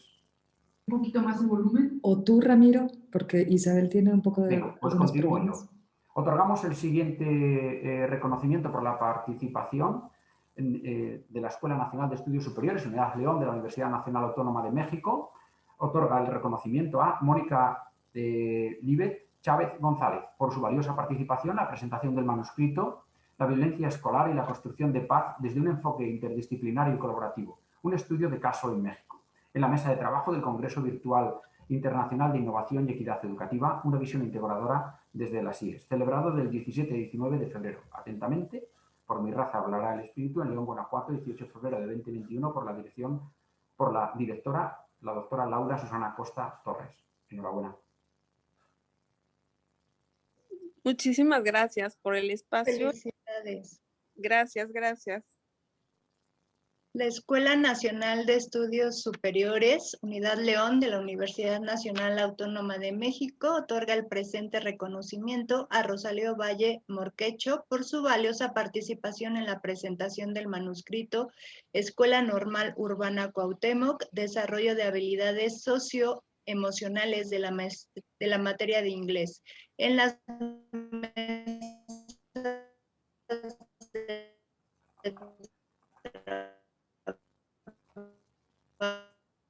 Internacional de Innovación y doctora Laura Susana Costa Torres.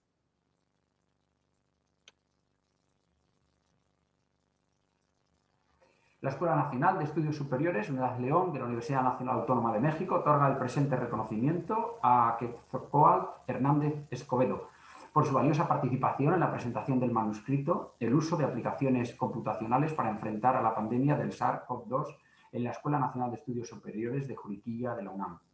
En la mesa de trabajo del Congreso Virtual Internacional de Innovación y Equidad Educativa, una visión integradora desde la IES. Celebrado del 17 al 19 de febrero, atentamente, por mi raza hablará el espíritu, León, Guanajuato, 17 de febrero de 2021, la directora, la doctora Laura Susana Costa Torres. Enhorabuena. Muchas gracias. Muchas gracias a todos. Muchas felicidades a todos. Bueno, estaremos cerrando. Muchas gracias. Sí, se está cerrando. Simplemente para finalizar, pues en nombre de los organizadores del Congreso y de todos los integrantes, es un placer a todos agradeceros y a los ponentes y a los asistentes la participación en la mesa de trabajo que hemos tenido para compartir estas experiencias en este contexto tan diverso y enriquecedor, ¿no? Muchas gracias. Les animamos a seguir participando en las ponencias y mesas de trabajo de mañana viernes. Buenas tardes, México. Buenas noches, España. Muchas gracias, Ramiro. Muchas gracias a todos. Hasta Lo luego. mismo. Muchas gracias. Hasta luego. Hasta luego. Gracias. Hasta luego.